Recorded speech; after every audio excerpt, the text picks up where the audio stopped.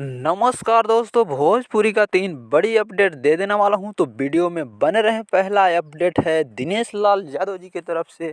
Film कलाकंद तुहसे बात ना करब नहीं भेंट करब हो, ये गाना रिलीज हो गया है, तो जा कर के देखिए। बवाल धमाल मचा रहा है दिनेश लाल यादव का।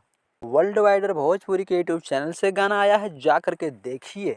दूसरा खबर है पावर स्टार पवन सिंह के लिए, जो कि पावर स्टार पवन सिंह का बहुत ही बवाल और धमाल मचाने वाला गाना आने वाला है, जो कि क्वीन शालिनी के साथ में गाना आने वाला है। ये स्पेशल विवाह सॉन्ग होने वाला है, यानी लगन सॉन्ग होने वाला है। लगन में बजने वाला सॉन्ग आ रहा है पावर स्टार पवन सिंह का।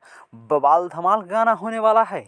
और टेंशन ना लीजिए, बहुत जल्द पोस्टर आने वाला है, उसके बाद में हम बताएंगे। उसके बाद में दबंग खेसारी लाल यादव जी रोहतास जिला में आ रहे हैं अखिलेश कश्यप के बहन के शादी में।